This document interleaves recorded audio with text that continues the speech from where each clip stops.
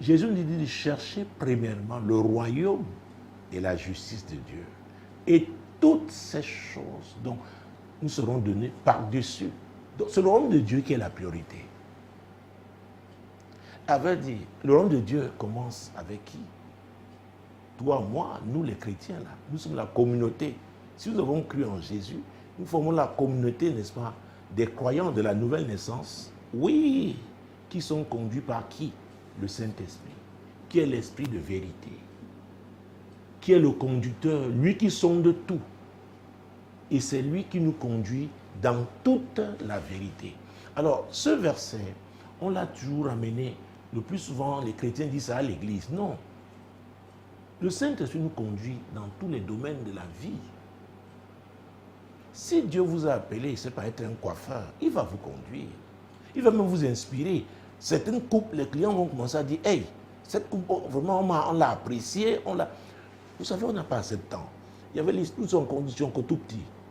Alors, un ministre d'un pays voisin était en mission à Yaoundé, et comme à l'époque, le seul aéroport international était Douala, il devait passer par Douala. Et c'était un début de week-end, il voulait se coiffer. Il se faisait un peu tard, on lui a trouvé un salon qui fermait. Le monsieur même a dit, bon, mais écoutez, il a regardé la carrure, l'homme dit, ok, d'accord, venez, je vous prends. Mais quand il est rentré dans son pays, il devait rendre compte, aussitôt arrivé au chef de l'État de son pays, de sa mission au Cameroun. Le chef était dit, mais tiens, tu as une très bonne coupe de coiffure. Qui t'a fait cette coiffure? Il dit, non, j'ai retrouvé comme ça une extrémiste, un coiffeur à Douala. Il a dit, j'ai besoin de ce coiffeur. Ah oui, je le veux. Croyez-moi, on est venu chez ce coiffeur ici.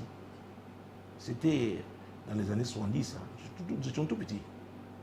Et toute sa famille, il est devenu le coiffeur présidentiel. Vous voyez comment le Saint-Esprit vous êtes un tailleur, une couturière, vous faites des coupes, vous innovez, vous êtes créatif, c'est le Saint-Esprit. Ce n'est pas seulement l'Église. Et c'est un des problèmes des chrétiens, notamment les pentecôtistes. Donc, si vous mettez ces 3 passages bibliques que nous avons lus dans 3 livres différents, vous ne pouvez pas échouer. Ce n'est pas possible. Vous ne pouvez pas. Si vous faites tout pour la gloire de Dieu, oh, ce n'est pas possible. Si vous craignez Dieu, oh mon Dieu, mon roi, il va vous enseigner la sagesse. Et l'humilité fait partie de cette sagesse. Ça veut dire quoi? La gloire, vous allez connaître la gloire. Si vous faites de votre priorité le royaume de Dieu, Jésus est numéro 1 dans votre vie, c'est lui qui fera de vous aussi le numéro 1 là où il vous envoie.